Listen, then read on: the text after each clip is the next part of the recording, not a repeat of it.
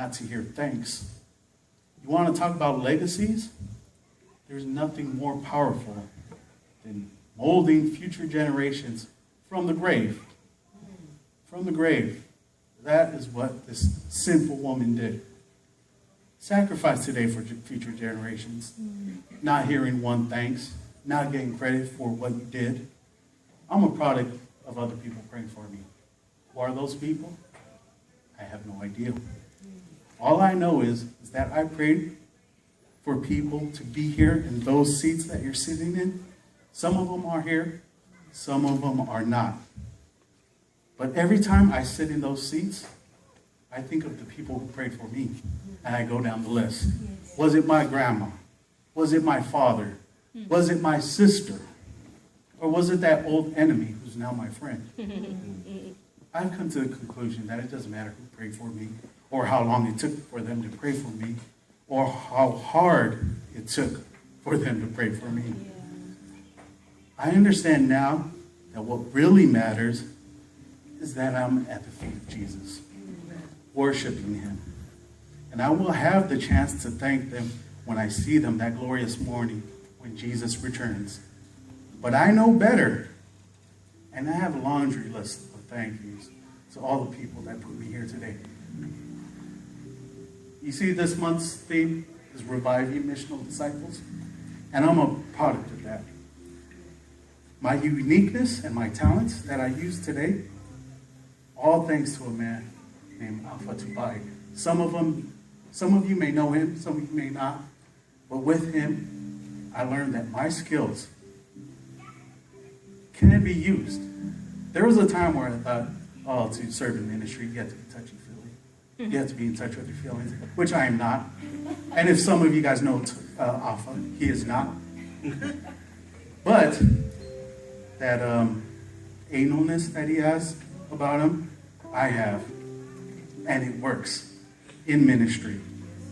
That organizational skills, it works in ministry. Amen. All of what I do works in ministry, and I wouldn't have seen that if not someone showed me how unique and different everyone's talent could be. Amen. As for my generosity, I like to thank my wife for that. Amen. I thank you, wife. Everyone knows how generous she is. And by de facto, I am generous because of her.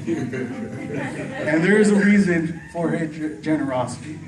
We here at Excel, we like to talk about being intentional. She's been intentional since the very beginning.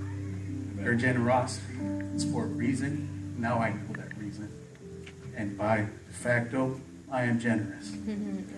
As for my legacy, I'm not just going to put it on one person, because it can't be on one person. It could be on Jesus Christ. But like I said, reviving missional disciples is about paying attention to the people you are with. The people I'm with here at Excel Church have all played something for my life. I could come up here and tell you my testimony, but the point of the story is about those secondary characters. Just like that sinful woman. She is a secondary character, and they're just as important. Brother Bo here and Shantae, I go by their example.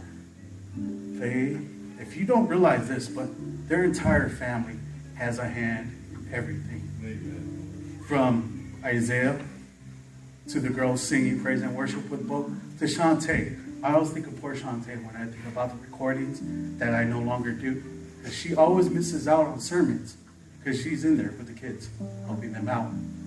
I think of Tala and the legacy she's going to leave behind about sacrificing her time. Poor Bennett. He's always a week away from his wife. But that's the sacrifice she made. Brother Chuck here. Not 4 months have gone by that he attended, and he's singing solos. That is the best thing I've ever saw. Not because of his singing, which I love.